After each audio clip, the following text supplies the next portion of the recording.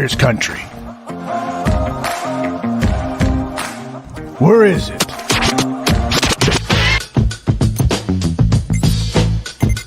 You down with BCP? You down with BCP? You down with BCP? You down with BCP? Down with BCP? You down with BCP? You down with BCP? You down with BCP?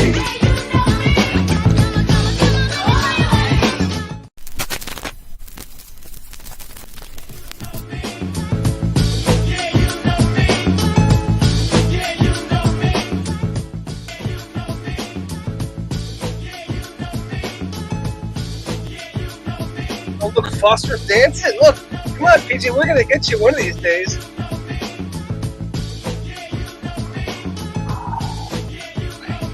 Oh, come on, it's a big win. It's a big win by 3 points, guys. Come on. Yeah, love that game, man. Shit. You know, I was worried at the end, Peach. I said it on your guy on the PFF Pro Sports app. Oh man, it was looking like the Eddie Pinheiro revenge game there for a second, guys. And I know First Smith Marset gets his return on us, right? Danik Wire sent me a text. What happened to the flag on that was on the sideline that they said never happened? It was a technical error, is what they said on the broadcast. Did you catch that? No. I did. Because there was a flag on that play thrown at the sideline. They never showed the part of the play again. They only showed from wherever they showed it from. And then Al Michaels says, well, that was a technical error on the part of the broadcast. And I was going, Oh, okay. God, there's been so much shit I like mean, that. I don't know because I didn't see the play. And unfortunately, the only thing I recorded was every offensive play, though. I do have that. I have every offensive play. I just want to be able to take a look tonight and go back and look at the linemen and see what we're doing. I know Tevin got his first lesson of the season. Mm-hmm. Yeah. And then this was the other thing because we saw it, they had it on the broadcast, but the first time, and this is Jason UK Bears, he had to take off, guys, because he had to get up in 2 hours. He just wanted to mention at the end of the game, they showed 0 turnovers, 0 sacks allowed, 0 defensive touchdowns allowed for the first time since '98, basically this century. Wow. So we actually saw history, really, and we didn't even know it. Wow. They showed 0 turnovers, 0 sacks allowed, 0 defensive touchdowns allowed. 25 years. Wow. I saw something tonight. I can tell you that much. I saw something. Like, congrats I on know your what you job. saw, Paige. I know what you saw. The same crap I saw on offense, but oh well. I digress. I gotta tell you guys because I'm gonna be honest with y'all. Y'all, my guys, I love y'all to death. But I must have fell asleep like 4 times watching that Bears game. I was like, this jive is super boring. I'll be completely honest with you, PJ. It didn't feel like a win. No. It really, man, I was like, it didn't. whoa. It was so underwhelming. It was like, what is this? Yeah. And we're playing the worst team in the league. And this is what I'm like. Mm-hmm. And I was telling Foster before we started, I'm like, and it's not to bash your boy, because I'm not trying to bash him, but I'm just going to be honest. Y'all know how, I had to, me paying to go to these Bears games. Yeah. I can't see myself spending $300 to watch Tyson Bagent play football. No, I know. For a ticket. We even talked about possibly selling our tickets if, this continues. Whew. Which game are you going to?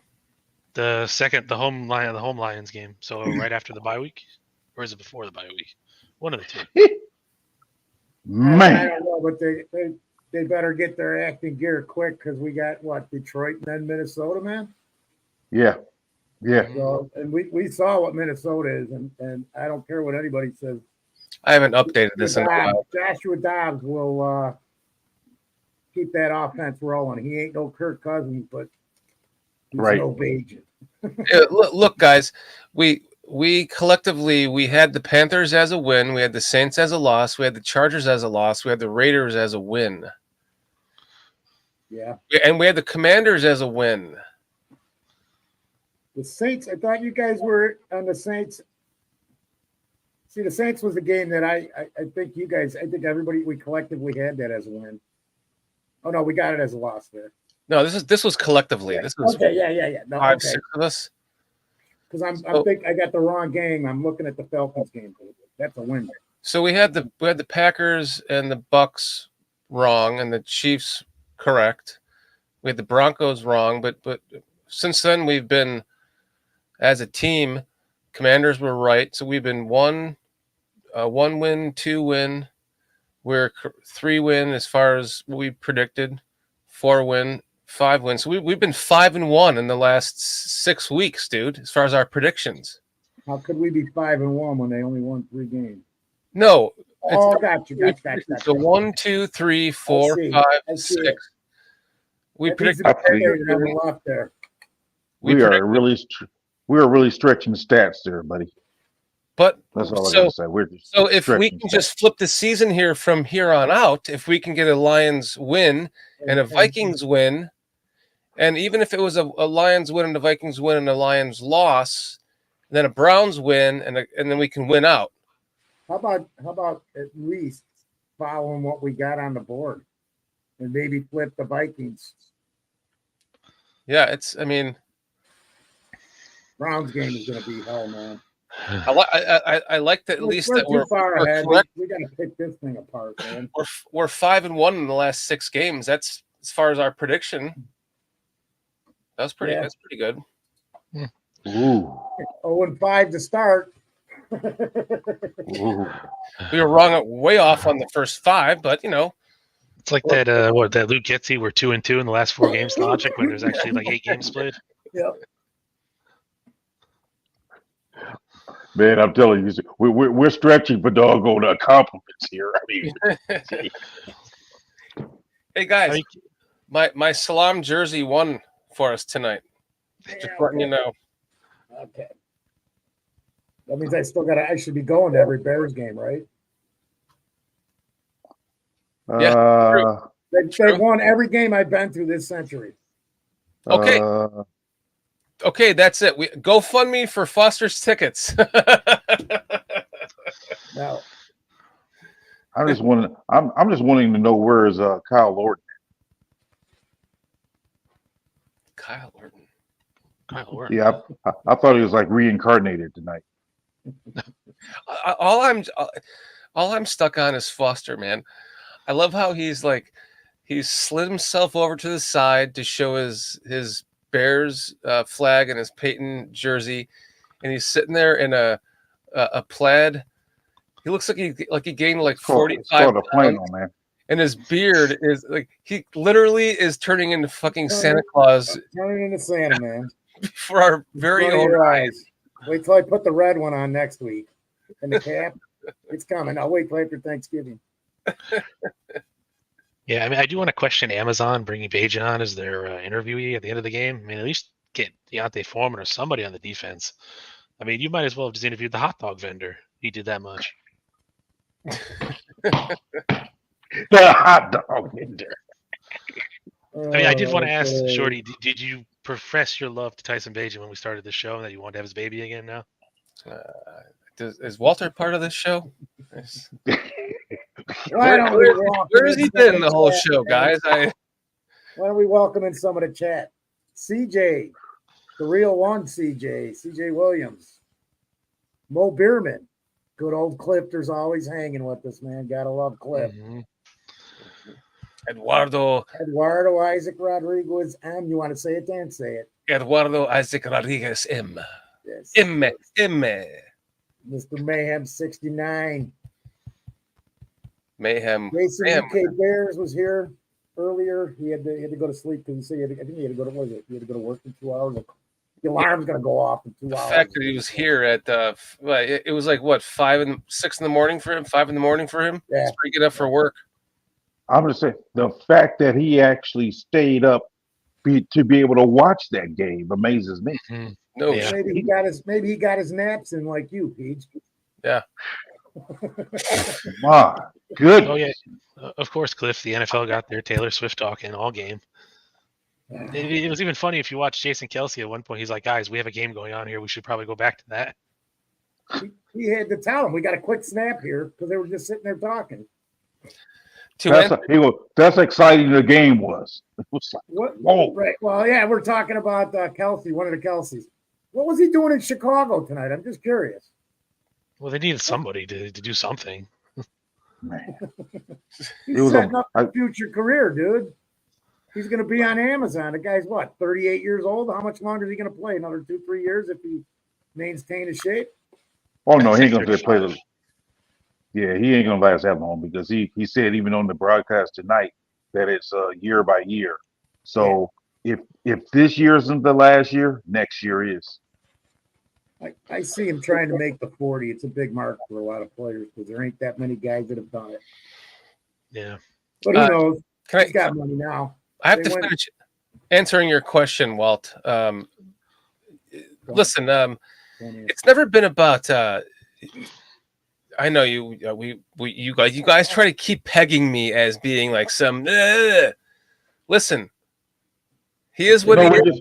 Tyson we're Bagent is what he is. Okay, he is what he is. Yeah, Pete. Yeah. Pontification. It's just been pontification, guys. That's what it is. Pontification. Because he got that quick release. He's got the quick release. He's got Yeah. quick work. You can't Quick release that only goes 10 yards. So your eyeballs don't work the same as mine. His arm doesn't work the same as mine.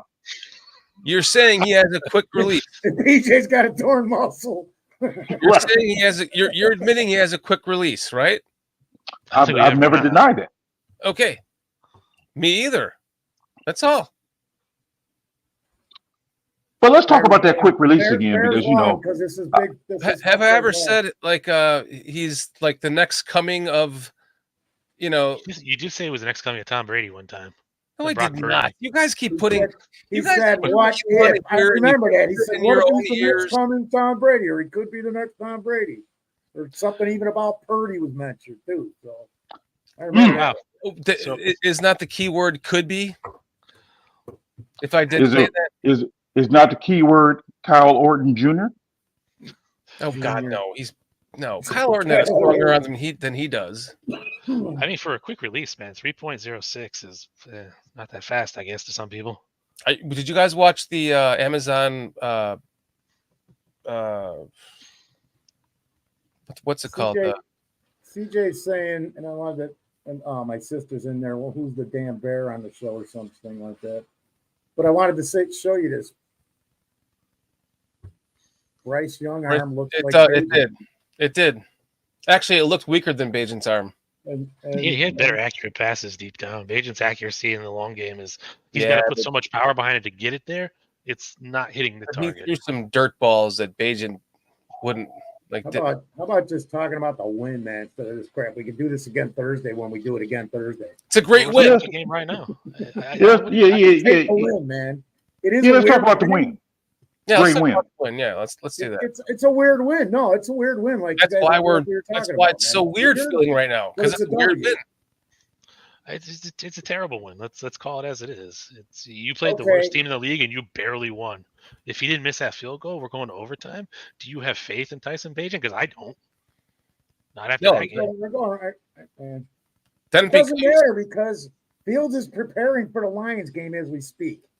In my I hope so. I hope we have to deal with this 10-day shitstorm of we should bring in Tyson Bagent because his daddy's an arm wrestler, but more like a professional squatter. Actually, if you watch the clips, keep making more. I got to take all this stuff and put it on YouTube so I can get a bunch of views, man. Because that's all I should. want to talk about and see. Is let me talk about Bagent. Let me talk about Fields. Bagent's better. Fields better. I mean They are what that's they the are, story. man. Though. It's QB1 and QB2. okay, We Zach, do this all the time with this. Yeah, I'm just prepping you to get ready for this because this is what you're going to see from Bears media, and No, you're going to have to Walt, deal with because people I like ignore this. all of it, Walt. They're I already don't pay attention to started, any of man. it. They're I already just started. click. So Zach Sullivan says, so Beijing came in, went 2-2. What is the expectation for Fields the last 7 games? How many games do you expect him to win? I expect 4 or 5 winning performances. No win either way. So argue with him, not me, Well, why did you pull it up, man? to keep me out of this.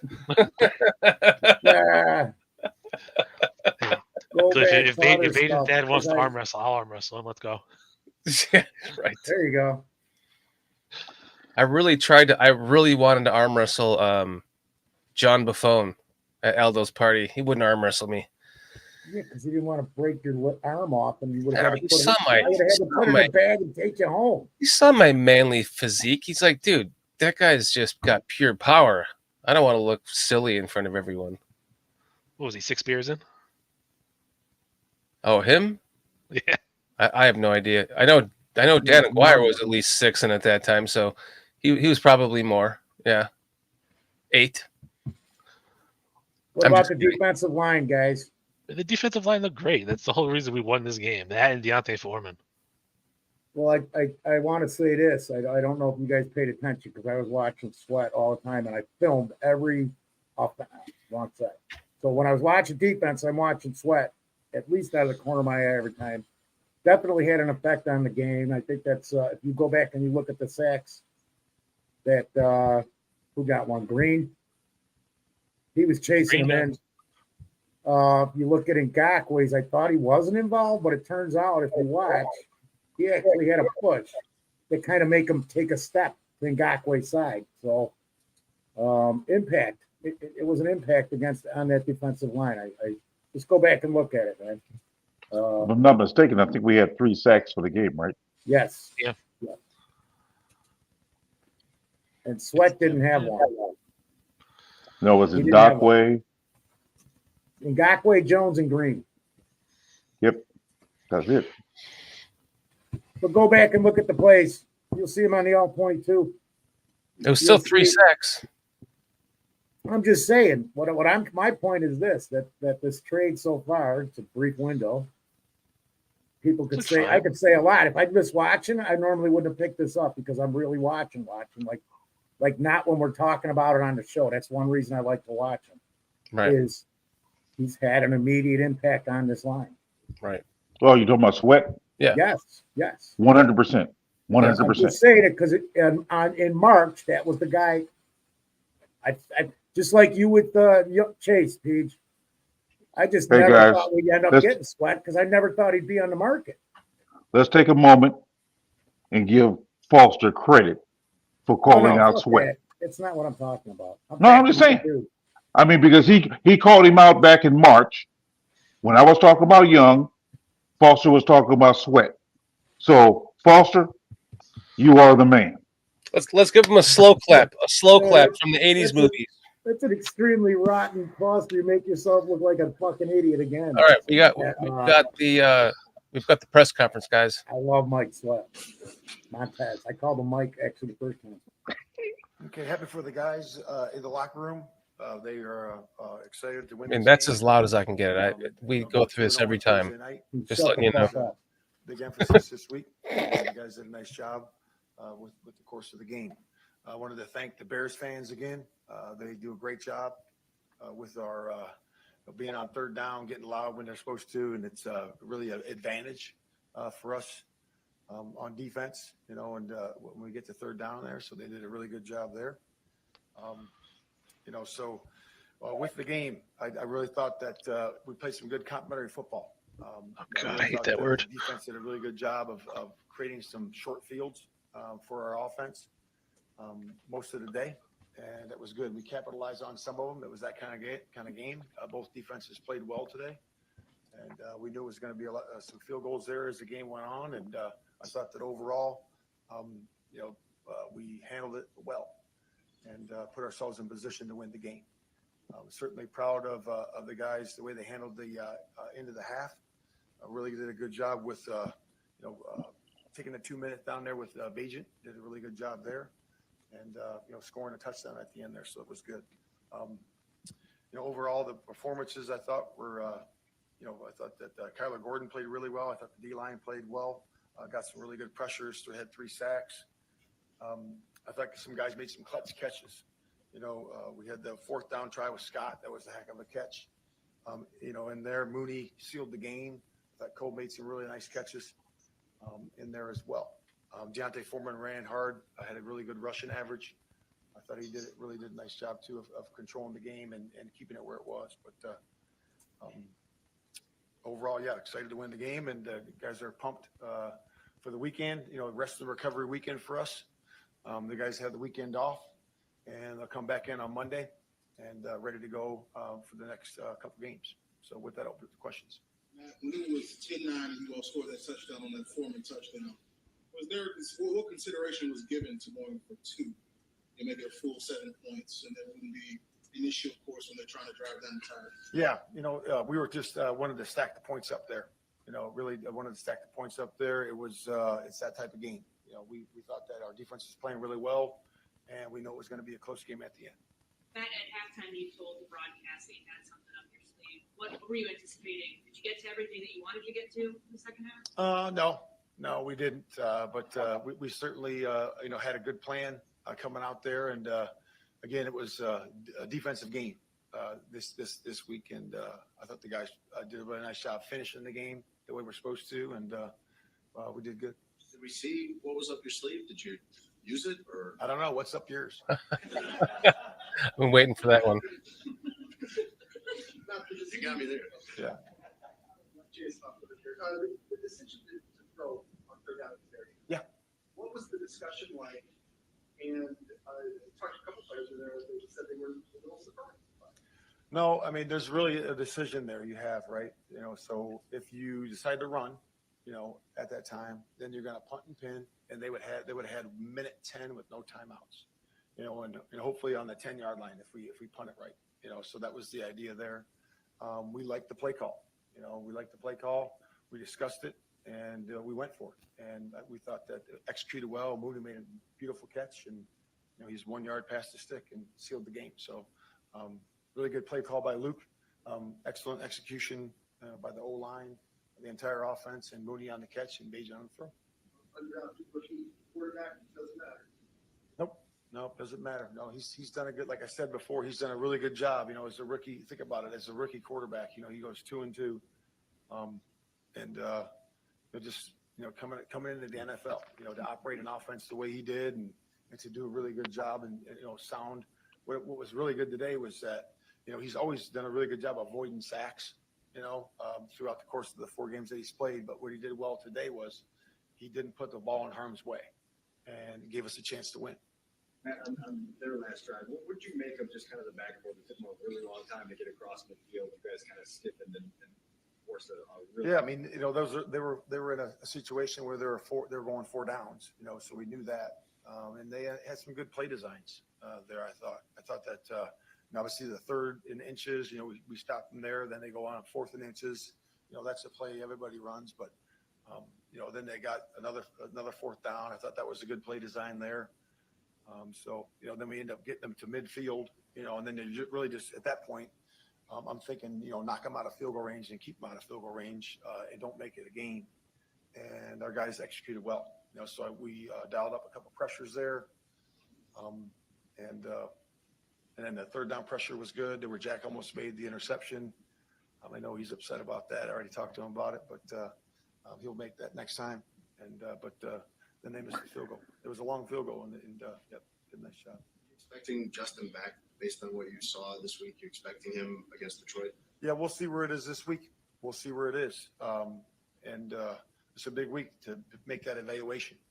So we'll see where it is. And Idiot. If he's healthy, he'll be our starter, and we'll see where it goes. How close was he to being available today? Yeah, that's all I have right now. I don't have anything else. No more updates on it. That's all I have right now. It's where it is.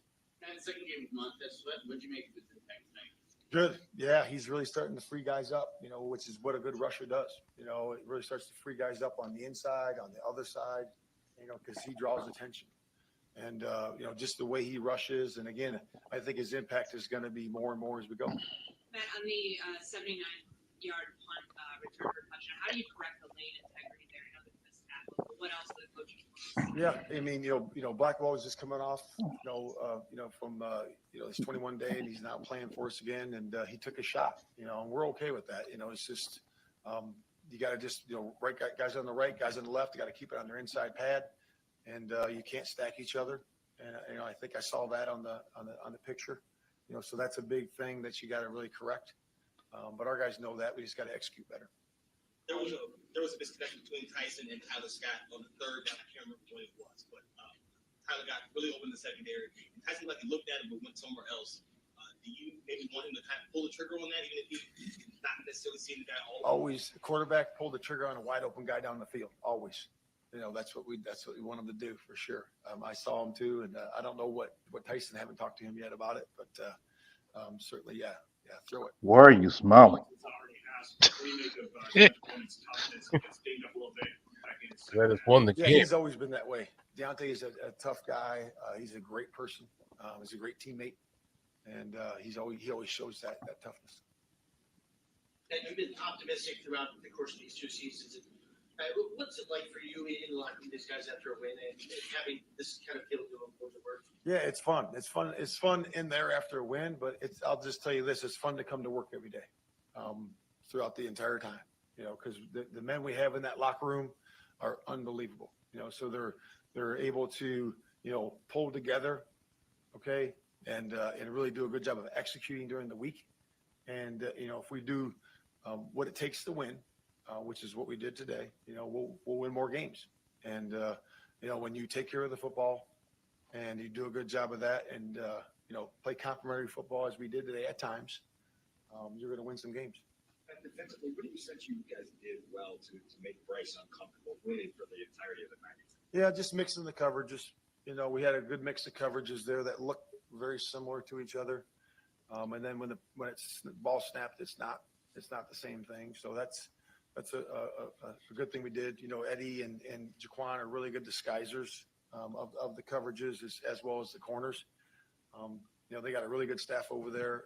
So it's obviously Frank's my friend, and I know he's seen us. So I know that I just try to change it up a little bit based on our time together.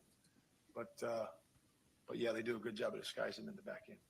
In the second half, it looked like you were doing the spoon feeding motion, the go eat to the pass rushers.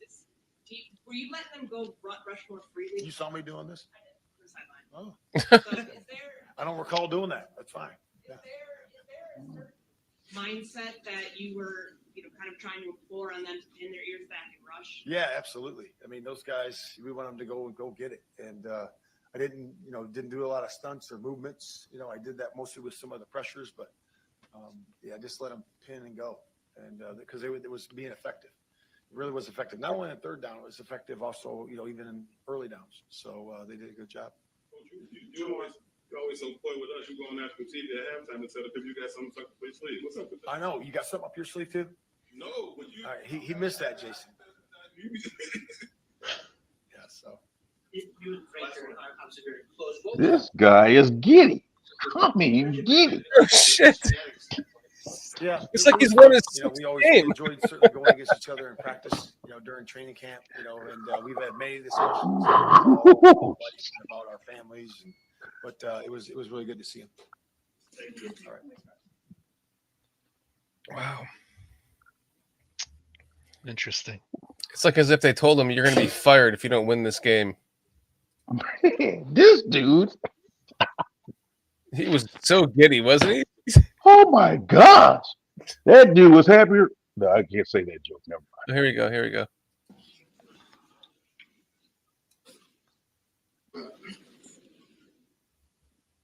Tyson, you all were faced with the third and medium.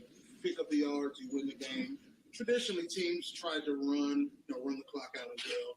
You get the call to pass. What's going through your mind? Yeah, I thought it was great communication. Great communication between me and Luke, and understanding of what is needed and what we're looking to do.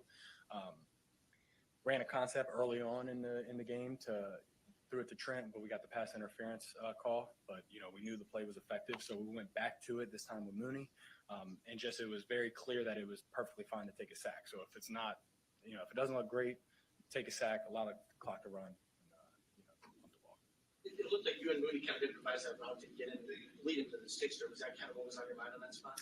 Yeah, initially the DN had dropped and then waited about a half second, then added on late. Once he added on, I just replaced that window with the throw, and Mooney did a good job. Initially sitting because of that dropper, and then working in once he saw the dropper attached late. This is it. 3 years to start, which Justin comes back. What did you learn from this whole experience? Leading a pass to seal a game on national TV. Yeah, no doubt. I mean, going out with a win is obviously fantastic, for the team. And I don't know if this is it. Nothing really changes for me with the preparation, how I'm attack every week. But I learned that it's really hard to win in the NFL. So appreciate all the wins, and just really I appreciate the team. Staff and player included. They've all rallied behind me extremely well, and always. I never had a doubt for a second that they all had my back. Say you went up against the number 1 pick in the draft. What does it say to the game? Rarely when the game the numbers were better. Do you take any pride in something? Not that I would take any pride in something like that. I mean, it is what it is. The draft happened. However it went is how it went. I just try to, show up every day and continue to try and get better every year. Like, I don't think I'm at the peak of anything. I'm just looking forward to continuing to get better, and then, let the ball fall where it may. Even the way this game was going, it was tough to really get momentum going. What did you take away from the touchdown drive? You guys finally got a little bit of rhythm and a little bit of opportunity to push there. Thought it was solid, good play calling, good mix of things, getting out on the edge, running the ball effectively, taking completions, and really just taking advantage of the good field position that the defense, I thought, did a great job of all day. So it was good to at least capitalize on one of those when it was, direly needed. When you start that drive with the 38, is there a little bit of a sense of urgency? I don't know if it's spoken or not. Like, hey, we got this field position. We got to finally punch it in.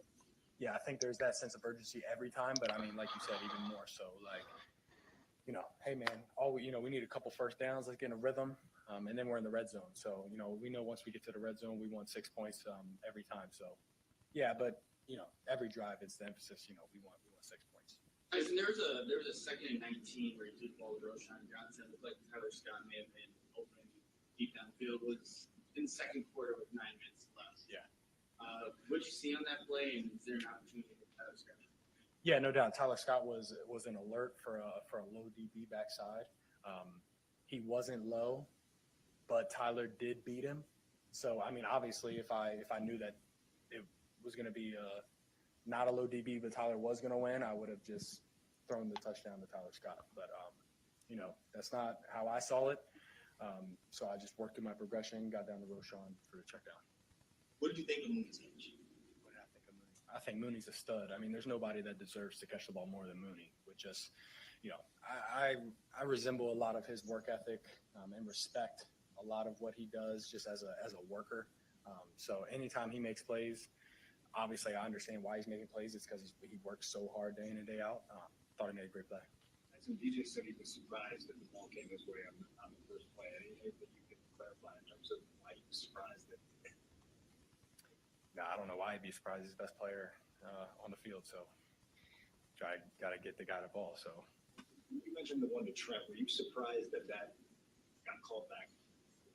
Yeah, I mean, I didn't have a good look at it, obviously, because I'm looking at about 500 different things. But yeah, it was a weird gig, especially when they called it wrong and then called it again. So, got to keep playing. So On that 3rd and 20, I think it was 2nd and 19, 3rd and 20, it looked like you checked out of something. Kind of alerted everybody along the line of scrimmage to what was that play supposed to be? What play was it? What happened during the play? It was the one that went to Johnson. It's about 5 yards shy of the sticks, first half. It looked like you checked out of something. Oh, and I threw the kind of screen to him. Yeah, we had a deeper dagger concept called, but we had quads to the right and saw that they were in an obvious drop look. So not wanting to try, and the check to that was a screen for the look, and I thought that we had a good look to at least get half of that. Without having to think at all. And, if we get good blocks, then, breaks one tackle. Now we got the first down. So that was kind of just, seeing the depth of everybody, seeing our numbers out there, getting the ball out. not making anything, not making it worse than 3rd and 20 already is. But DeAndre Foreman fights through the injury, comes back, and obviously gives you some really strong carries. What does that do for you guys in the huddle on the sideline, seeing that Deontay fight through that? Just momentum, winning these games, it's very momentum based. You want to have the momentum as much as you can. So whenever the O-line can, and the running back can tag team themselves into being good on 1st down and 2nd down, it's always a good momentum boost, and always, usually leads to a effective drive that ends in points. Then you come to appreciate how hard it is to win games. What do you appreciate most about tonight's victory?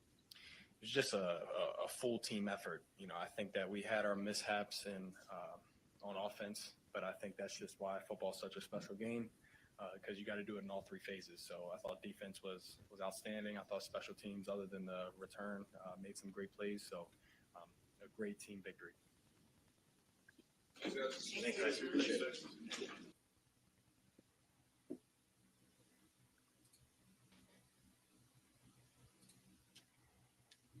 Thoughts? Let's just name him our starting quarterback and let's move on. He's gonna go back to it. Oh my God. Didn't you guys hear what he said?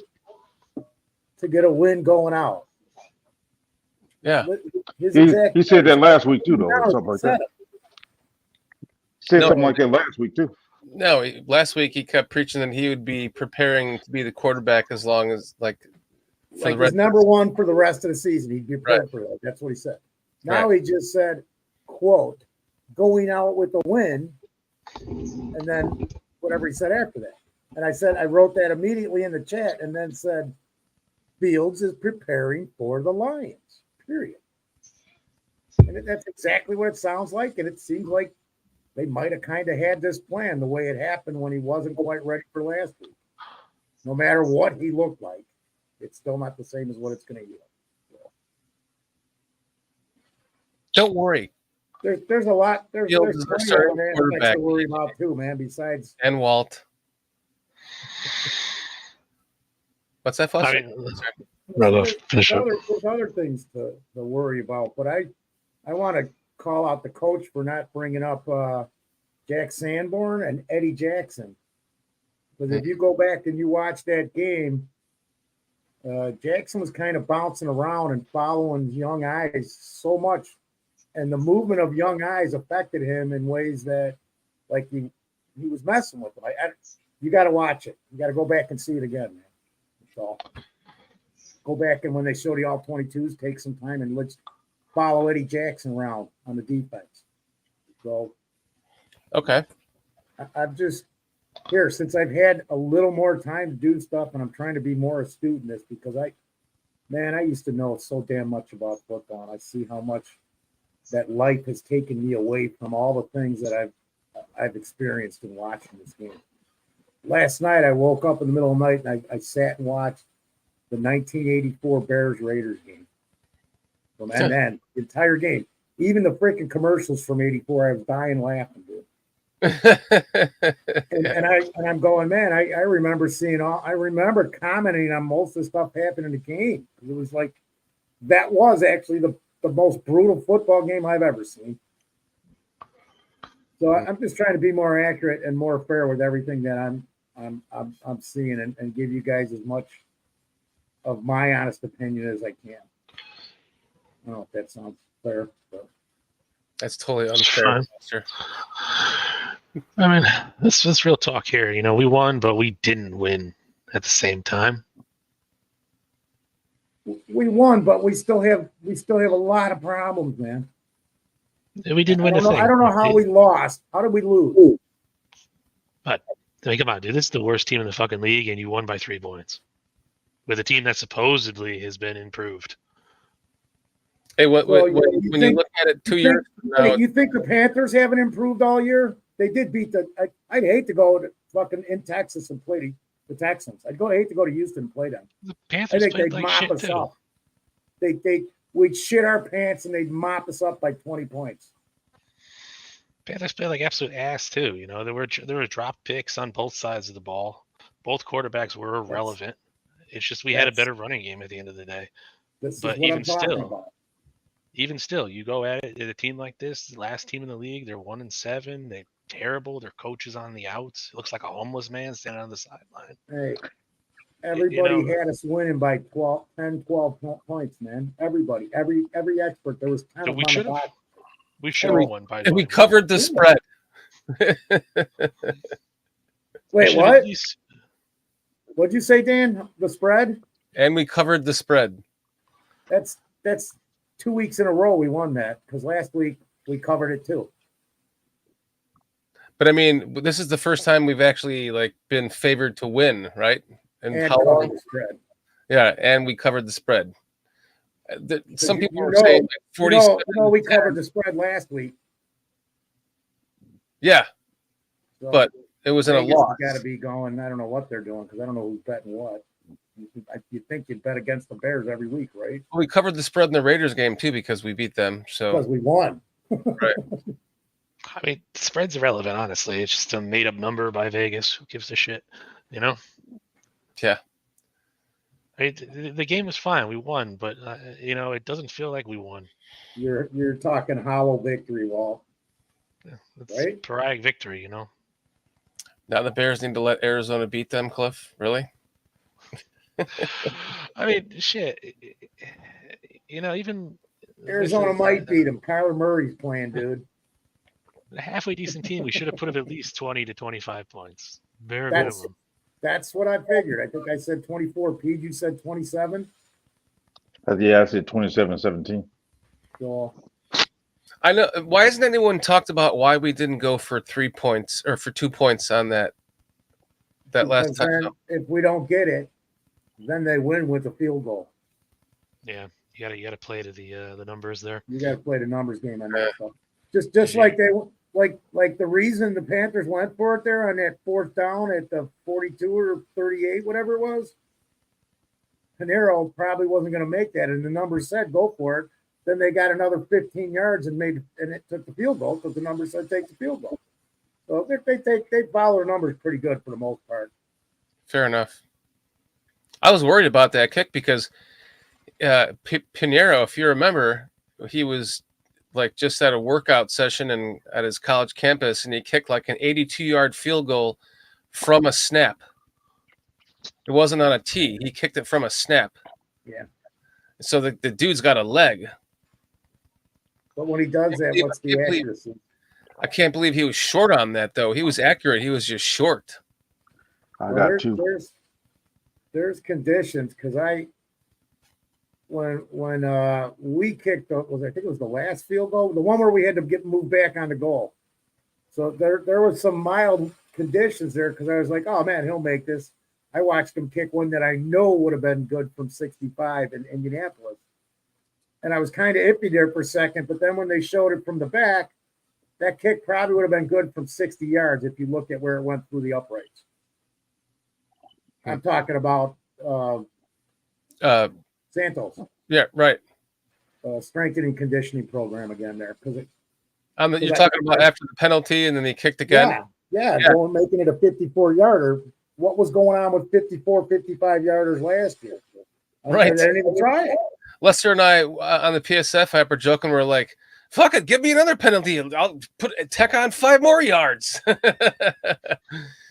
And Zach's, you're right. I was going to say Zach's got a good point here. I mean, I was saying it too. But he gave up 6 points, man. Mm-hmm. So the offense was lame. Whatever you guys want to call it, we'll go with that. Special teams had a problem. They need to pick that shit up because any other team besides these guys, they lose this game. I'm just trying to point out all the points instead of picking people apart per se. Mm-hmm. And it seems like we're really down, I'm like, it's a win. It's going to be something for team morale. I don't know how nobody sees that or says it even. But Zach Sullivan said you really won 16-6. Only ran 10 possessions, and honestly, a couple of those were frustrated by bullshit penalties and penalties that they didn't call again, because I got 2 of them in my notes in particular, including the one that they called on DJ Moore. If you go back and look at that, the defender had his horse collar, and then he gets a penalty. Go back and look at it. I happened to see it twice closely, and I recorded it. I just sent you guys like 3 plays too, even from the game. So I don't know. The plan was to limit the mistakes, which have been a bane lately, and it was a win. See, what do we have? Absolutely, Zach. Thanks for stating that, putting that right out there, brother. Because we're always so damn positive, and we win a game, no matter how hollow you want to look at it. And everybody's got their head down, going like, "Wow, wow." I'm like, because you I want to see what the more. guys in the locker room doing, and they know everything that happened on that field better than we did. We did. Why do you expect more, Walt? Like you are a Bajan downer guy. Like you. I expected more too, but I'll take this one. It's not even nice of Bajan. I don't really, interceptions out of Bajan and a 10-point loss. I really don't give a shit about Bajan. You know, if Bajan can go to hell for all I care. Yeah, I don't really give a shit. Well, I know that. That's my point. The hate. You know, like this win was palatable at best. But it was a win. It wasn't a loss. It doesn't really matter to but me. Per like, your you won the game, great. It's gonna go down on it's gonna go down on a piece of paper as a victory. Great, cool, whatever. But at the same time, you played the fucking Carolina Panthers, who are like absolute hot garbage at this point. And your team is supposed to be like. Who do the Panthers play next week? Walt, but it wasn't like you won by 3 points with Justin Fields. You won by 3 points with a backup quarterback. Yeah, you should have won by more. It was a backup quarterback. This is what I'm saying. Your backup quarterback's in the best position to succeed now, and he didn't. Last week we should have lost. He did. He got you a win. I don't know, man. All right. I want to say that's feeling good, man. That's fine. Like, you know, I'm happy for the win, but at the same time, I wasn't impressed. Well, your backup quarterback got you a win, and now Justin Fields has another 10 days to heal, and he'll be back for the Detroit game. But that's the thing, though. I'm not seeing. He's got a little brain freeze because he wasn't paying 100% attention to working the fucking going through the playbook and setting up for the game because he hasn't had to do any of that. So maybe some of whatever everybody thinks they're talking about, this whack in the head there, saying that wrong, but you guys know what I'm saying. They're saying, oh, he's gun shy because he had to go through all that shit. You know, all the things that have happened over the last 3 years. And it does affect you mentally. So maybe this was good timing that this happened. Maybe it happened for a reason. Because if they could play like they were playing against Denver and Washington, and why can't they? Because they already did it once. Twice. And now they've got some healthy players back that I think didn't even play some of those games. You know. Like I said, I'm putting the quarterback completely to the side. You know, whatever he did. You know, backup rookie. You know, been in the league 20 years. I don't care. Like I said, but you know, I have to see something more against crap. You know, it was just crap against crap tonight. It was two turds basically just fighting each other. Then next week I'll really tell you how bad they are, right? Yeah. I'm obviously worried about Detroit's the Lions. What? 3 in the where would you put Detroit? And then go back to your Detroit's top of the division right now. Okay. You know. Top of the division. They're the apex that we're trying to get. You're kind of the summit to like what I was saying in the pregame. It's just like I just feel like, like I'm just not. It doesn't like win or lose. It doesn't really matter. Like unless we win out, this season's over, and it's kind of like, yeah, we want to see our team win, but we're so used to losses. It's like, what does it matter at this point? And losses can only help. So you're almost expecting a loss tonight, and then we kind of come back full circle to this point where Walt, you feel like we did lose, but we won. And it goes back to in the beginning, the pregame. It doesn't really matter because the season's over. So make light of it all we want. That's all we can do. Or we can shit on it all we want too. Shit, season's over. I'm still hoping we get 7 or 8 wins, dude. Right, we win out. Team morale and to bring these guys together because we've got talent. Hey, 11-6 is not possible, but 10-7 is, guys. I mean, if the team plays like they did tonight against a formidable opponent, you're not winning the games. It's just not happening. They're not showing me that they can handle mid to top tier competition. Okay. That's what I'm Agreed. getting at. Next topic. Go ahead, Peach. All right. I'm cutting you off, man. KEU, what's up? KEU. Great to see What's you. going on? What do y'all think of Kyler Gordon? Oh, you made me say y'all. Damn it! I don't say. What did you all think of Kyler Gordon tonight? To me, he was the best player on the field. He was balls out tonight, wasn't he? He was playing. Lester and I were talking about that on the PSF app. Played well. He played well. He was around. He played well. He was around.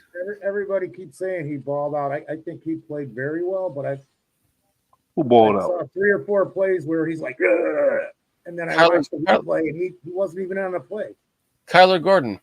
Oh, okay. I'm just going what I saw, dude. I'm not saying All he's right. terrible. I said he played a terrific game tonight or something like that. All right. What's up with PJ? I'm Talk to us, PJ. saying what I see. Talk to us, PJ. Well, I think Kyler Gordon played a good game. I noticed Brisker had his helmet taken off twice, and he's already had 2 concussions Yep. this Little year. worried about that. Yeah, I thought that was kind of concerning. As far as the line, that guy, 95 Brown, first time I seen Jenkins get manhandled. Yeah. First time I seen him get manhandled. I seen Whitehair on the ground too much. Just right, please get your shoulder looked at. I seen you blocking too much with one arm. I don't want something serious to be lingering there. If it's that much of a problem, stick Borum in there because no. Braxton Jones. We might have to look at that guy from Penn State. Minus the one play, he wasn't too bad. Yeah, I mean, he wasn't horrible, but he might look better as a swing tackle. His numbers even in pass protection post pre-injury were fine. He was somewhere like 80, 85. So yeah. Let's see what happens next week because he's just coming back in, dude. From an injury. I saw the frustration on DJ Moore's face. Yes. I'm saying, you went out and you got this guy. We paid big for him. And outside of a couple games with Justin, we haven't used him since the injury, really. He's been there. Yeah. That's it. And he has a right to get, flustered. He was schemed out of game 1. He was slowly schemed in. Had a couple of big games. That was it. Done. Well, I think with the quarterback that's throwing the ball, he's not able to get it to Moore where Moore wants it at. I think that's a factor. To answer Cliff, I don't think Wright's a wuss either. I think Wright's a fantastic player. I'm truly concerned about his injury and how serious it is, because if his shoulder is hurting him that much, I don't want to see him have a career ruined, much like Kyle Long, because he gets these injuries that keeps piling up. If he has a serious injury, get it taken care of. That's what I'm saying. I want to see him with a lengthy career. I don't want to see him with some 7-year career and out the NFL. What else I noticed? Komet, seemed like Komet and the guy has a good chemistry. Bajan, him and Mooney has a pretty good chemistry. Dante Foreman's a dude. What else I noticed? I think we should resign him. What do you think, Deej? Foreman? Yeah. How old is he? 29? Question. 28, 29, Yeah. somewhere in that range. Okay. I would resign him. One Yes, season I would. too. Yeah, I would resign him. I think I'm not seeing any running back with breakaway speed though yet. I'm not seeing that. I'm not saying Evans don't. Evans don't have it. I'm not saying that. I'm not saying the rookie doesn't have it. I just haven't seen it. What else I noticed?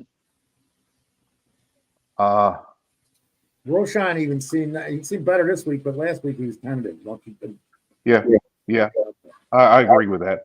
Yeah. As far as Bajent, I'm concerned. No passes down the field. We can say it's the game plan. We can blame Getsy, but at some point he has to throw that ball, and I haven't seen him do it. And the times that I've seen him do it, there wasn't accurate passes. And then when he says, what was that answer he gave as far as missing Scott on that deep post? He gave some funky answer. He gave some funky answer. And then when Eberflus talked about it, he had this big giddy smile on his face. And it's like, yeah, we seen it. And I'm like, yeah, why are you not passing that ball? I mean, is it because you don't think he had two deep daggers with those are just words.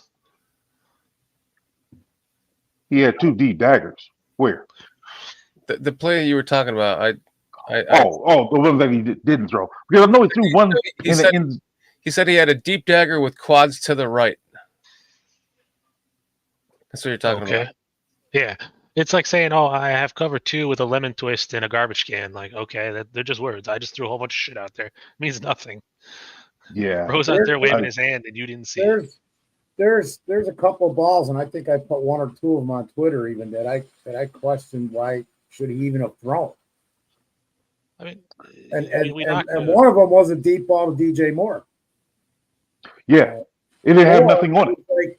I was like, why don't they have some type of deal where if the defender was actually ahead of DJ, I'm not sure. I have to go back and look to see if DJ actually slowed down, but the defender was ahead of him. I'm like, why isn't there something in that where with that, man, I know you're going deep and you got this plan, but it's the odds were against that play no matter how he threw it. I'm just saying this right now.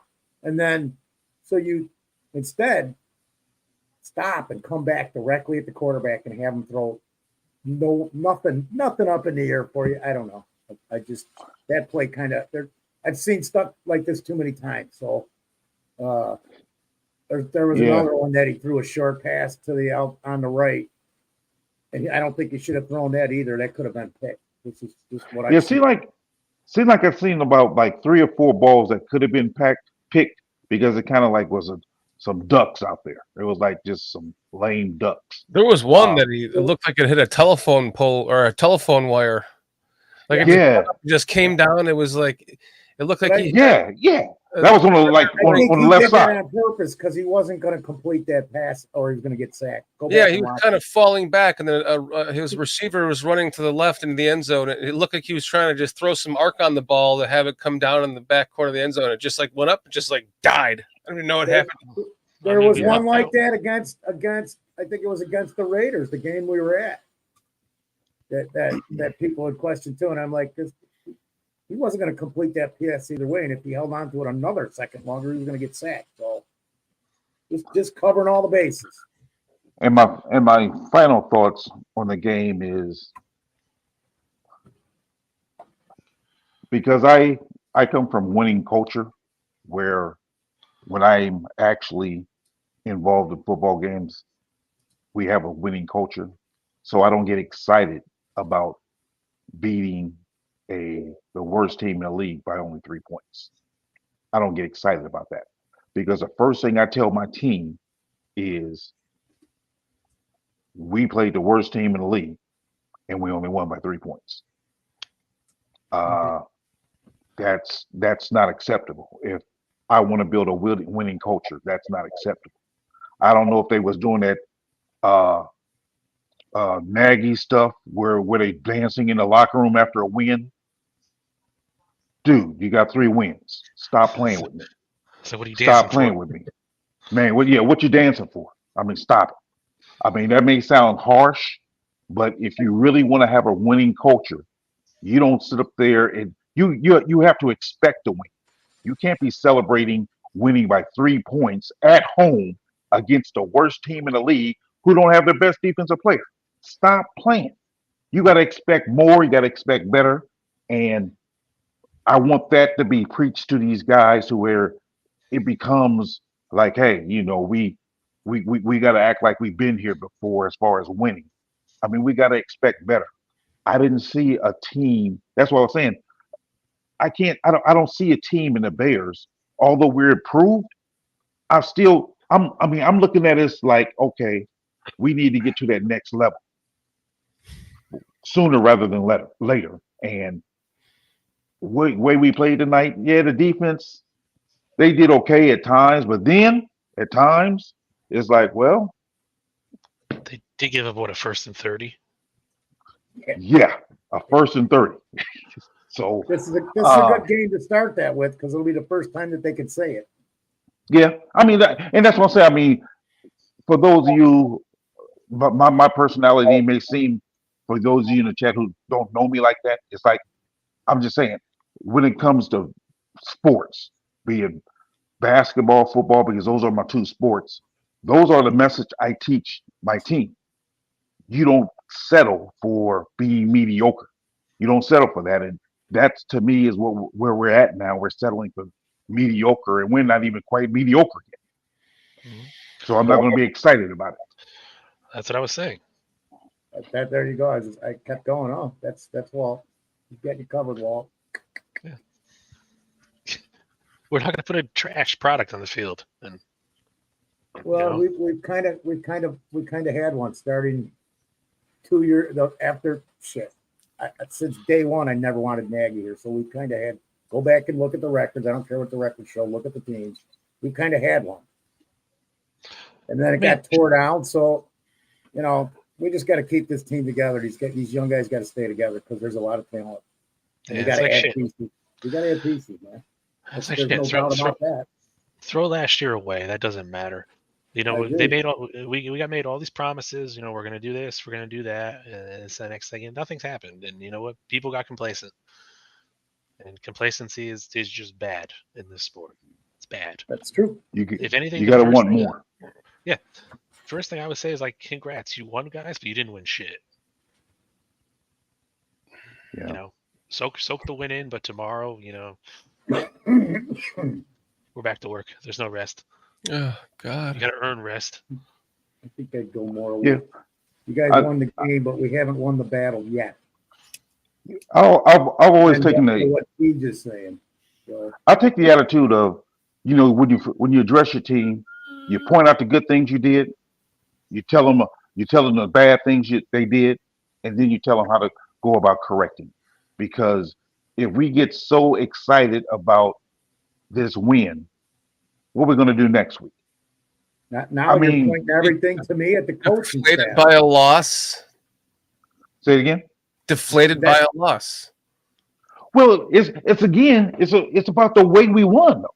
We won. It's like I was saying the 16 pregame. points. It's almost like it's hard to even coaching staff. It's hard to even give a shit anymore before the game started, and now we won by 3 points against the worst fucking team in the league, and it's even harder to give a shit. It's like, but Dan, I think at the same time, fucking tie would have been better. We do give a shit so much that we're not taking this as an acceptable win. You need to do better. I think that's showing you care and that you actually give a shit what's going on. But it doesn't really matter, because if they would have won 47-7, would it have mattered if they lose next week to the Lions? If they won 47-7, I'd be happy as a clam. No, you wouldn't, because it would be Tyson Bagent that directed a 47-7 win, and you and PJ would be all pissed off that happened. You know what's in my head right now? I'd be sitting there having to try to defend myself for a 5-touchdown game by the backup quarterback. I'm not even upset. That everyone thinks that I want to be our starter. I'm not disappointed. That's neither here nor there. It doesn't matter at this point. I'm not disappointed. It doesn't matter at all unless we win out. So a win today begins a win out. If we lose next week, then you can act like this. But if you're not improving in your play, how are you going to win out? That's the point I'm making. I mean, we keep on talking about this Bajan and Justin Fields argument. That's not the argument. The argument tonight is the fact that we had 16 points against the worst team, but yet we're supposed to be excited about it because, it's Bajan that did it. I don't care if Bajan did it. I don't care if it was Peterman. It doesn't matter. The fact is we didn't play well enough. We didn't play well enough because we barely won. So I'm not going to get excited about that. I'm going to get excited about, we're clicking on more cylinders. We're not clicking on any cylinders. We're not. We barely won. At home.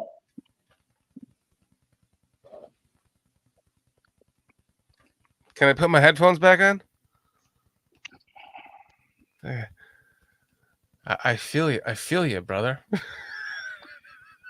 I mean, I don't have nothing against Bajan. I think Bajan's going to be a nice quarterback. I really do. It's not about Bajan. I'm not saying it's about Bajan, other than that it's a backup quarterback that got us a win. So we have 2 wins by a backup quarterback who's been holding the fort for Justin to come back, right? And I don't. But it's a win. The only way, the point that I made before the show is it doesn't fucking matter unless we win out, and that started today. So there should be some excitement, because if we lost, there is absolutely no way we make the playoffs. But at least there is still hope moving forward from now. And if there isn't hope, then who gives a shit? So we won today. Let's hope that now Justin takes the reins back. He has another 10 days to come back. And then if we can start stringing some wins together, what would it take to make the playoffs? It'd have to be 10-7, right? Would 9-8 make it? Maybe. But other than that, who gives a shit? Other than if we lost. So a win is a win right now. There is still hope in the season. And now we get the guy back that is supposed to take us to the promised land. So let's just, I get it. We squeaked a win out against the shittiest team, but at least it was a win. And if we have so little hope in our team that we can't string together 2 wins, which I don't believe none of us do, which is why we're all in this cynical mode, it's like, what else is there to hope for? Then that's what the argument is. Exactly. The argument is the argument is whether or not we believe we are on the right trajectory. That's what I'm saying. Watching tonight, I don't feel like we're on the right trajectory. That's the point. We're not on the right trajectory. Right. Our best receiver is frustrated right now. Yep. How do we correct it? I don't know. We have to, because both points are valid. I mean, the point you're making, Pete, is valid. You even said that's pretty much what I'm saying. So I know you guys are making the same point, and the point he's making is valid too. So you think about fandom, man.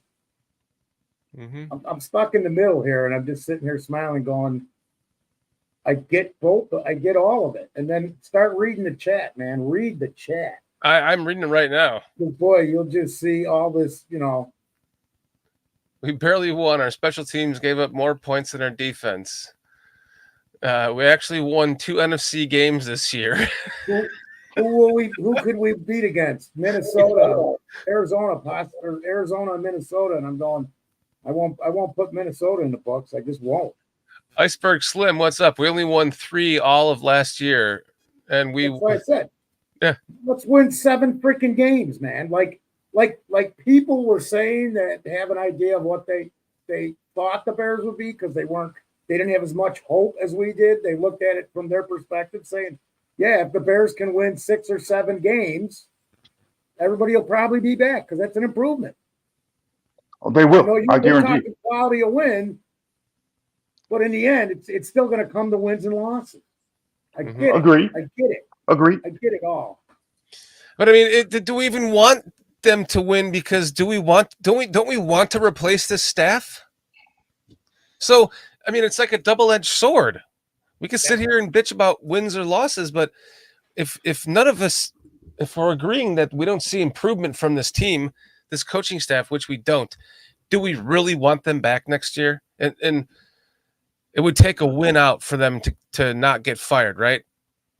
No, I think if they just get if they double their win production from last year, which is 6 games, if they get 6 games, I think they'll be back. At least Eberflus will. Maybe Getsy won't, but at least I think in order for Eberflus to stay, he probably has to get to the 5-win mark. He gets to 5 or 6, he's back. He's back. But so for those of you in the chat who don't understand the rant I'm having is I want this team to improve. So I'm not content with just barely winning. I want us to actually improve. So yeah, I'm glad we got the win. Yes, I am. But I'm not excited about it because I want sustained success. I don't want we barely squeaked this one out. So if we don't have no momentum, so we go to Detroit and flop. So I want to be able to see something that like, okay, I can see us building something. I didn't see us building anything tonight. I think the defense played a little bit better, but I can't really quantify that because it was against the worst team. That's what I'm saying as far as boo-hooing about DJ not getting the ball. You have to get your best player involved. Facts. You I have to. don't think any Bears fan is content with the way this is going because I'm not. I kept saying to Lester, I gotta have something to build off, and this crappy little win is something to build off if it's built right. That's all. I mean, I get all the points. I hate we keep dwelling on all the negative shit because we've been so positive going back to day one, and this is really a negative thing on it. And I get it, man. Okay, it's true. It is. It's the game. We won the game. I'm happy we won the game. I get it. Yeah. I got to take that for what it's worth. You can even say it's not really negative; it's just the dose of reality. There's been a dose of reality every freaking week for the last 2 fucking years, Walt. But no, this is the time where you have to be like, this is put up or shut up time. You're against Team Zero. This team is crap.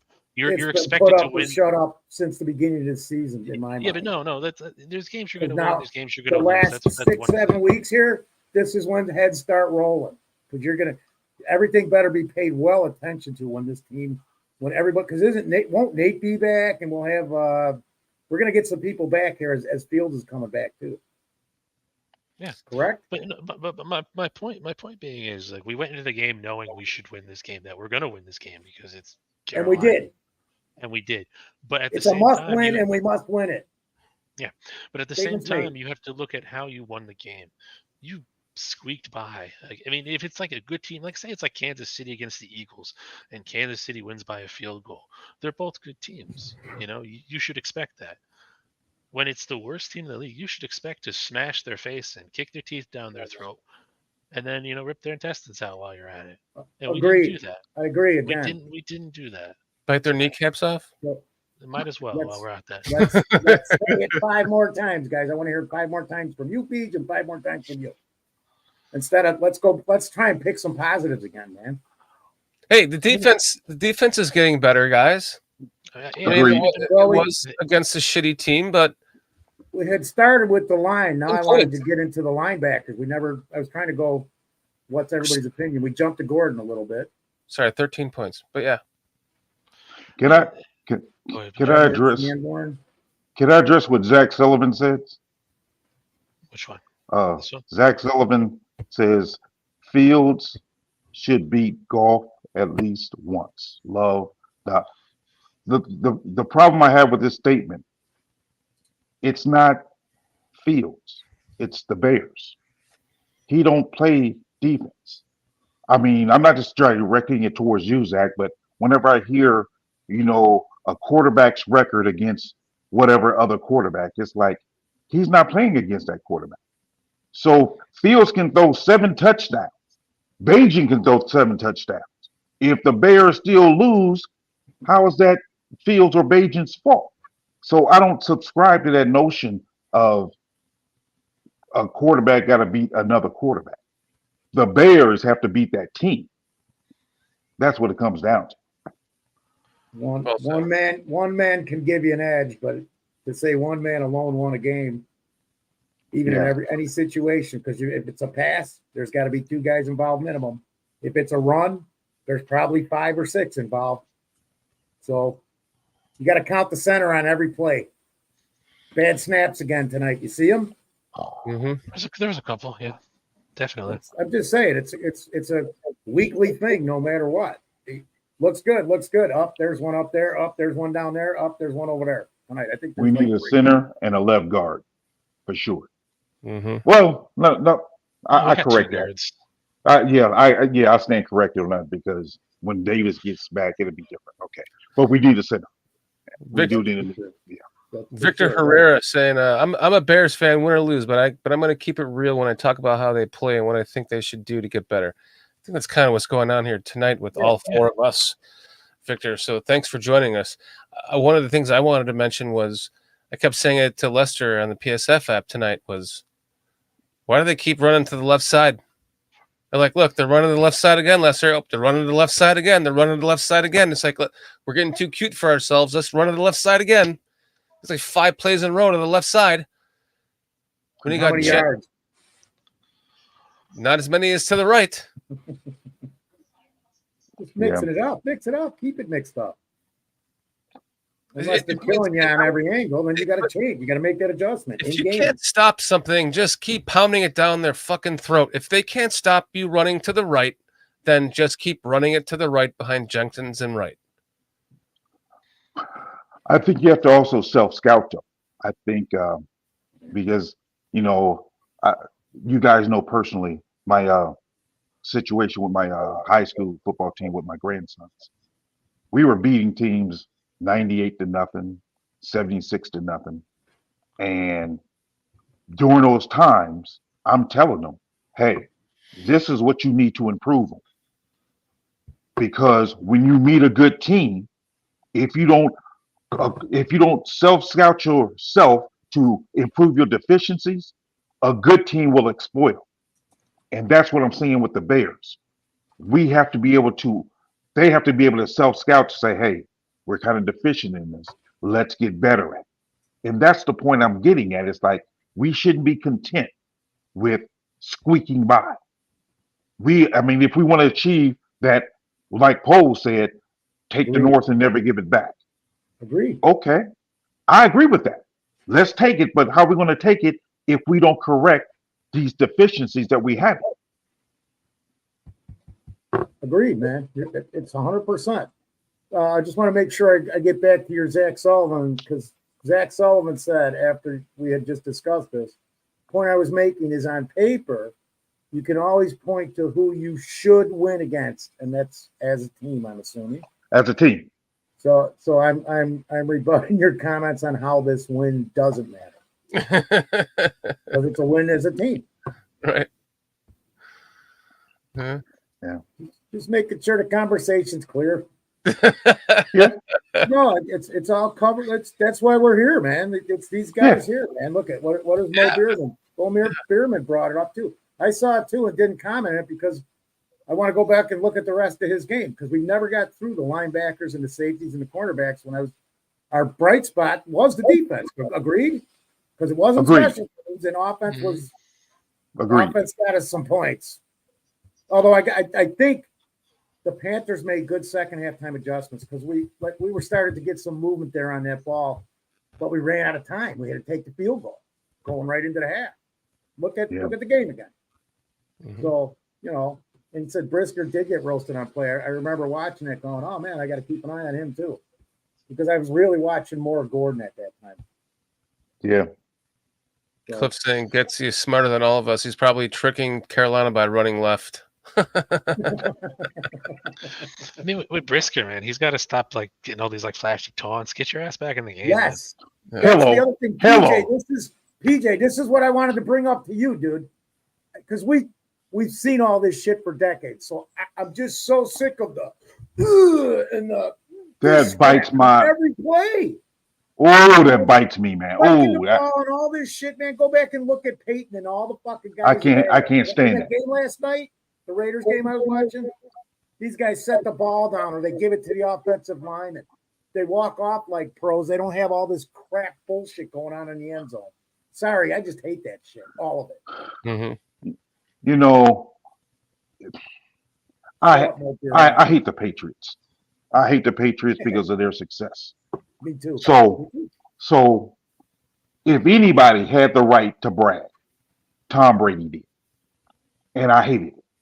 So when you are a 3-win team, you make one good play Yes. and you want to taunt or be quiet.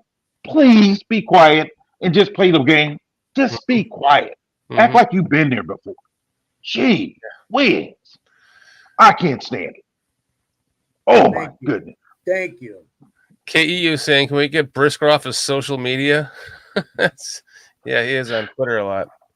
Mo Beerman. That's why I laughed, Pete, when you started this, and I said, "Yo," because Mo Beerman says Foster, the voice of reason. Who would have thunk? Foster is he came well prepared tonight. He's got his beard is all like well groomed. He's barely smoking cigarettes. He's got his Peyton jersey in the background. He's speaking well. Listen to him tonight, guys. What's going on, Foster? I'm the real Santa Claus, guys. How do you think I've been? It's the beard. Out. Santa Claus is coming out. It's the beard. I'm telling you. Yeah. I guess the bright side is the Bears gave Deontay Foreman player of the game. Shut up, Walt. Good I for want him. to talk about my beard now. Well deserved. I'm joking. Well, I want to talk about the dreads. He should have been player of the game, man. You want to talk about the Agreed. draft? Dude, December. Agreed. I start the draft the day after Christmas for some odd reason, man. No, he said the dreads. Didn't you say the dreads? The dreads, yeah. Yeah. Oh. Now, He's like, I don't know if we mentioned this or not, but I thought Sweat is having a positive influence on that line. He's getting some pressures, and I'm liking what I'm seeing out of him. I know he hasn't got a sack yet, but I'm liking what I'm seeing out of him. I ain't saying I'm liking it $24 million worth, but I'm liking what I'm seeing out of him.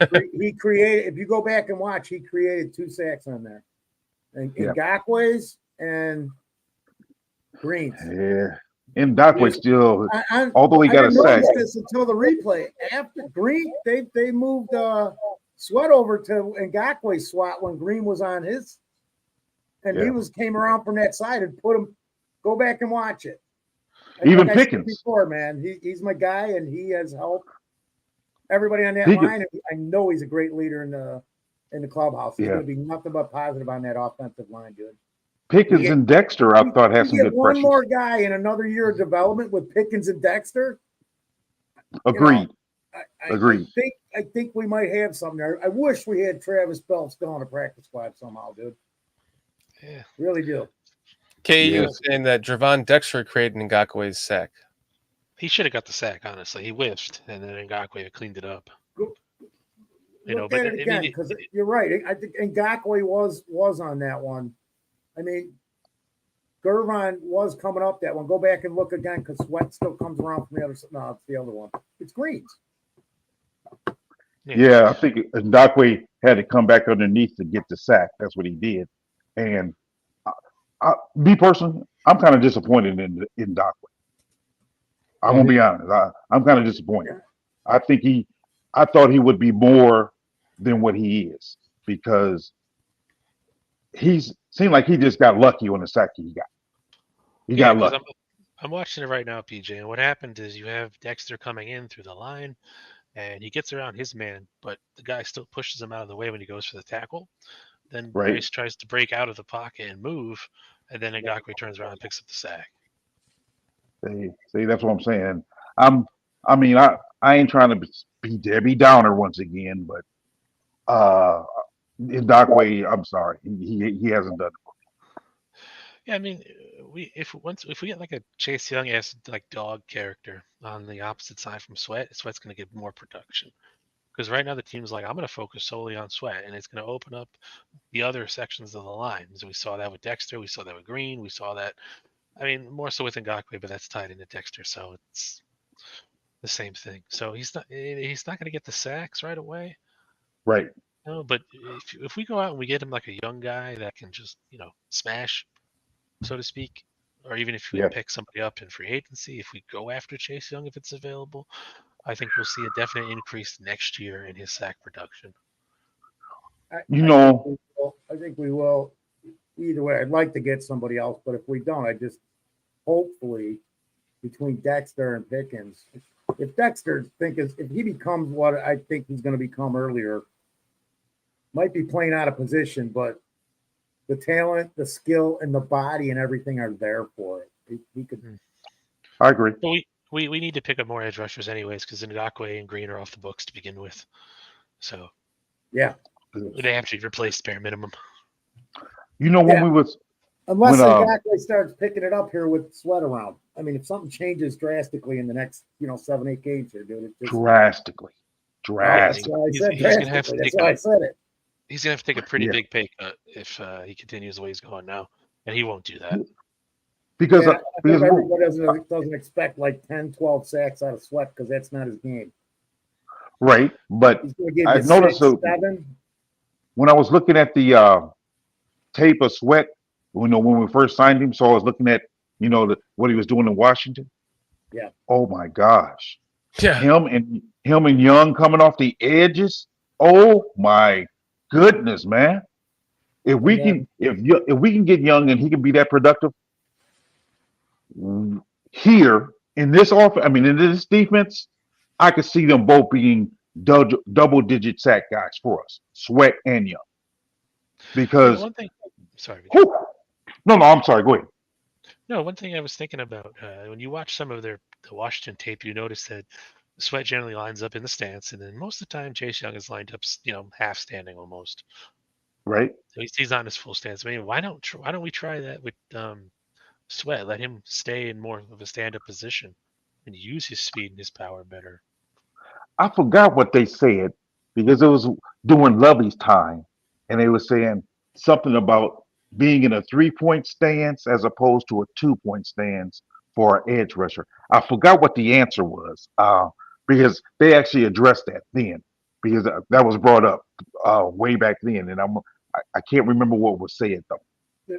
It was something to the effect of this too, because if there's guys that just handle things better and get off the edge better in a 3-point stance than standing up. I know what you're talking. So I remember that, Pete. Something about the vision thing or an angular thing or a balance thing.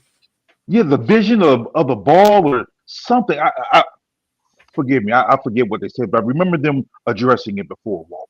I just can't remember what exactly what was said. It'd just be something interesting to see and see if that affects him in any way. And Man, he's 6'6" and long like that. I'm telling you, he showed me something in these 2 games with the Bears. Although he's not fully acclimated yet, he has shown me something, and I'm liking the way he's setting the edge. He's a player. He reminds me of Julius Peppers. Yes, thank you. He is the number 1 defensive end in the NFL against the run. Wow, that says a lot right there. So go back and look at his stuff from last year when he didn't have Young next over there. Go back and look at some of that because that's what I was going off of when everybody's looking at Chase Young and I'm like, man, what about the dude next to him? Or whenever they'd switch it up. Yeah, I was like you. I thought they was going to re-sign him, but I'm sorry. Go ahead, Walt. No, I'm just gonna reiterate that same thing. Like they were both good players, but at the time, Sweat wasn't on the market. Yeah, that's why I never thought this would happen. Yeah. And we happened to give up a 2nd-round pick, and where's it was either this wouldn't happen or they were.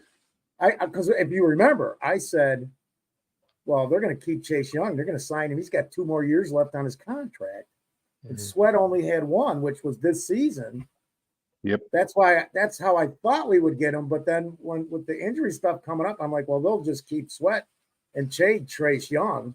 That'd be kind of the smart thing to do. But then not everybody has those contracts on the two. The tackles money is like huge. So you look at it realistically, the money with what Washington's trying to do, they almost had to do this. Yeah, I'm That not was really bad worried management. about the lack of a Did they second come round up with pick here. $44 million a year for those two guys too? Sorry, Paul. No, just saying, let's not worry about the second round pick not being there. We have 2 firsts, and you can parlay one of those into a second round pick if you really want to. Yeah. So True. it's not the end of the world. I see Cole's doing that because he just I mean, values the pick. So they're going to be unless there's something there that absolutely wows him. He's like, fuck trading. I don't care about the second round pick now. This is who I'm taking. Like he said. Yeah. I mean, if I can get Marvin Harrison and a Dallas Turner character with those 2 picks, and then go to the 3rd round and draft there again, I don't care. I'm fine with that. Shit, if Who's he Dallas really Turner? If he really Dallas has Turner somebody is- else for the second round, why not grab the second round pick from the Panthers next year, or their pick, our pick, and trade it? Because we got, or is that this year? Next year is the second round Next pick. year. So yeah, Dallas Turner is the edge rusher out of Alabama. Yeah. He Okay. played second. He played second fiddle to Will Anderson last year. Okay. He's doing good. He's got good speed. His coming coverage up is through. his coverage is decent. Bama. There's been some concerns on that, but I think he could fit like that 2-point stance player, like you were saying, where he can just come in and bang. I'm just not sure if Eberflus would go for that, because in that cover 2, they want their linemen in that 4-point stance. That's what I'm saying. I forgot the reason. I'm saying he could play both. He's done that. So Yeah. Yeah. Yeah. But I mean, the kid's got some speed. More so than Sweat. I mean, he still has the power, but Sweat's a more powerful player. So you have him, he can just boom, and then you got Turner that can just run around and smack. There we go. I mean, forget this whole pressure up the middle thing. It's a good concept, but in practical, reality that is the NFL now, it's Well, it's the engine that runs this defense, and I know that if they get that pressure up the middle, that's when the ends like Mark Anderson we had with Lovey. That's when they get their sacks, because you're causing the quarterback to not be able to step up, so he steps back, and that's when the ends get him. So I see the need for it, and I think Dexter as well as Zach can be those guys. So I mean, I know there's some interest on our part on Newton from Illinois being a 3 tech, but if Dexter can come along and be a Chris Jones like player, and if Zach can keep on improving, I think we can have that push up the middle that we're requiring. And I still would go with Chase Young in free agency and draft a edge rusher, to where I'm never having a letdown. Never having a letdown. You constantly got that pressure going, to where you have that 3-man rotation at defensive end. I didn't hear anything you said. I just came at the end of that, but I know that's what this defense needs. Yeah, I mean, like I said, I think Sweat's he's a good pickup. I mean, we can argue about the price of the second rounder we gave up. I mean, we can have that argument, but the player himself, I think I've been impressed with what I've seen. Although he hasn't had no sack, I've been impressed with the pressures and the way he's setting the edge. I have been impressed. So are we going to get for the 33rd pick, 35th pick? Could we have gotten Sweat? Nope. Sweat That type of player? No. No. Not that type of player. No. There's not one in the draft right now. Nope. So No. till today, that would just answer my question of, was it worth it for the second round pick? I still think, I know we paid a little more than we wanted to for him. I know that. There's a lot of people that have Claypool PTSD, and that this is a totally different trade, people. Yes. But it's understandable, though. It's understandable why you would have that. It is, Yeah, but if it's you go back and understandable. look at this guy's career, you look at last year and the year before, your question's going to answer because you couldn't do that with Claypool. You had that small sample size really to work with, and then question why are they not throwing to him? Why is he? Well, we know the answer now. Yeah, I mean, there's people they hold on to draft picks for dear life. Like a lot of times they don't pan out. Well, you know what? You know why we feel so strongly about draft pick these days is because Pace gave him away like he was a Halloween, just giving away for free. I mean, Pace probably would have dropped 2 first-round picks on Montez Sweat. Let's be real. Pole treats him like gold bars. Right. It is. I almost misunderstood you there for a second, Walt, because I'm going, man, I value every pick. But you mean the literal player like Bell. Yeah, I mean, there's the difference between value and overvaluing the status of a pick. I mean, like a first number one overall pick, like that's that's worth its weight in gold. You never get that unless you're getting like a huge haul. Unless you're in the Eric Fisher draft, and that's a different story because that draft's a pile of shit. But man, or that one from the guy from Jacksonville, was it Walker? Trayvon Walker. It was when he went number 1 overall. That was another weird one. Yeah, but like a second-round pick, if somebody goes to me and offers me a character like a Montez Sweat or Khalil Mack or anyone like that, that caliber kind, and says, "Oh, I want a second-round pick," I'm making that deal every day, no questions asked. Yeah, that's a no look back trade for sure. A win by polls. There's, it's King Pookie Nation was DMing me like, why does Foster love polls so much? I was like, what are you talking about? Like, none of us hate polls. Like, I don't like Foster's not like overly in love with polls more than any of us. My fucking guy, dude. I just don't. It's because your handle says trust in polls, probably. I mean, we all believe because every time he says polls has got to go, he says it all the time on his shit, and I get in there and I tell him, no, dude, Poles is the guy you want. If you want to have a long-term success, this is all my opinion, Poles is the guy you want because he's going to bring long-term success, even if we got to go through some bumps in the road to begin with in the first 5 fucking years. Yeah, that's just my opinion. I mean, there are certain things too. I think Poles and all GMs have the luxury of living behind a wall, so to speak, when it comes to these teams. So your coaches are more likely going to eat the axe first before the general manager does, 9 times out of 10. Right. So they sit there and they put this team together and the team doesn't work out and it's like, well, it's the coach's fault. So we're not going to put the spotlight on the general manager to an extent. But especially if it's true that he kind of had no choice with the head coach. We'll never know. I mean, we won't know. But if that's true, there's no way they're looking at him right now. We're only assuming, and you have to make the play that when they brought when they brought Ryan Poles in, they said, "Hey, listen, these are our candidates. Which one do you like?" And he made the call. Yeah, because I know, Dan, you get on the McCaskies all the time, and a lot of people do, but they just own the team.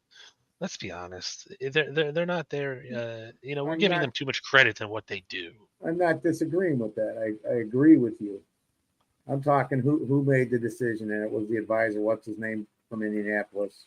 Oh yeah, all of it, man. Even bringing in Poles, man. Oh, what? No, the guy that they consulted. Yes. Polian. Yeah, Polian. Yeah, was it Polian? Polian. Yeah. That's who it was. So that's where that starts because there is no, and not to mention what's his name was still here, our wonderful president that I just can't stand, the bean counter. Oh yeah. Yeah, I mean, from general manager up, like the general manager is kind of like the last line of defense in terms of like putting the team and heavily affecting them. The president and the owner, they're kind of in the clouds, so to speak. In they should be. That's where they should stay. Well, no. What I mean by that is like they're there, yes, and they have some say over the team, but I think we're overblowing guys like Ted Phillips.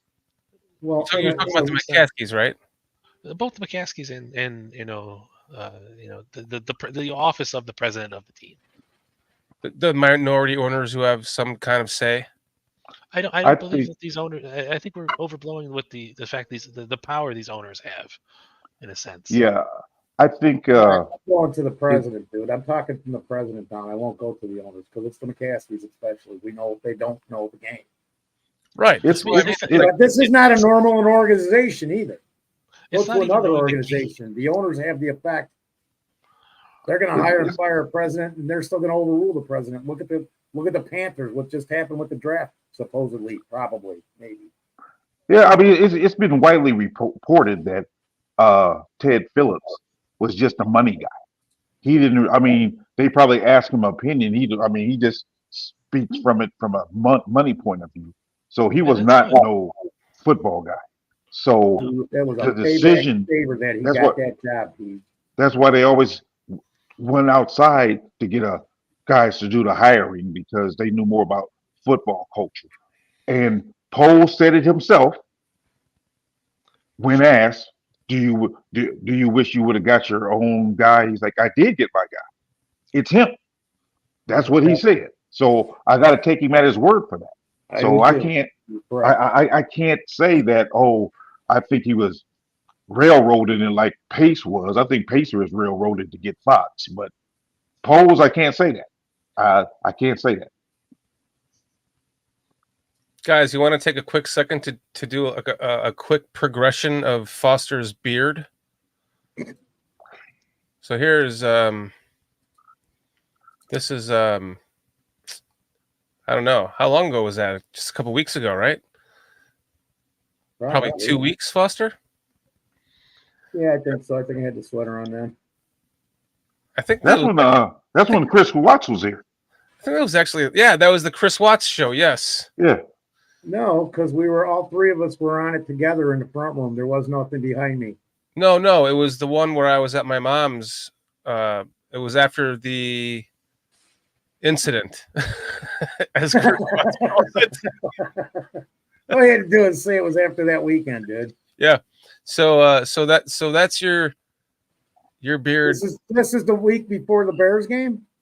It was basically the Thursday before the Raiders game, the Bears Raiders game. The Thursday before the Raiders game. Okay. And then now here is you. Everyone can see you right now, but just a picture, a screenshot I took of you. You should have went back to should have went back to like that last preseason game. Oh, I was noticing that in the opener of the show, when you're like, "You down with BCP?" Like you're like bald and have like barely any facial hair. The horseshoe or no facial hair? In the opener. Yeah, I got to look at it again because I don't know if I had the horseshoe. Here, let me play no it. Really facial hair. I'll just play it until it ends after we see you. It won't be that long.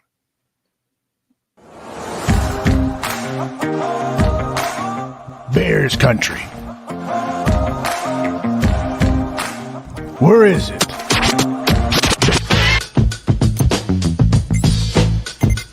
Down with BCP. Do you even recognize that, Foster? I had something on that, right? He had like a mustache and like no hair at all and like barely No, even. he was clean shaven after he came back from a mysterious trip. There's no mystery to that trip anymore, Pete. You laid it all out for everybody. Busted. that man came back clean shaven. I was like, oh my goodness. I know what he been doing. It's so awesome to watch you old fuckers just keep getting older in front of my eyes. Hey,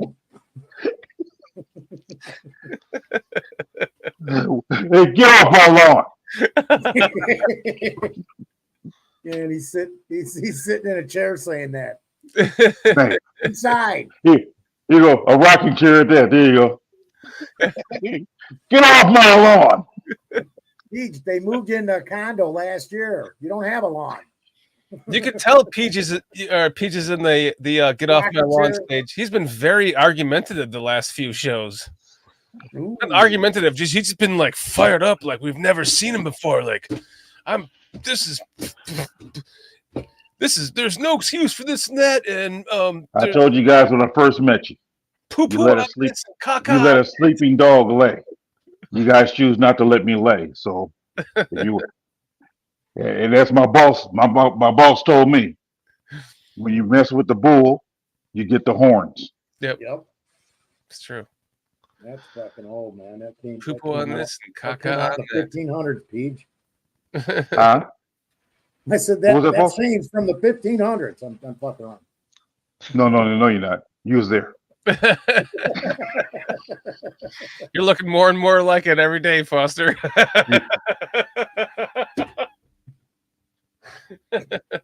You take some pictures and just leave them here, man. Oh man. Well, guys, I got to get going to bed here, so let's wrap this shit up. Yeah. It's tomorrow. It's tomorrow. It's tomorrow for you already. It's an hour and 17 minutes in, and tomorrow for me. So That's what you get for being in that fucking time zone, man. yeah, I know. No shit. Robbie, Good Zach, win, guys. Cliff, Yes, Robbie.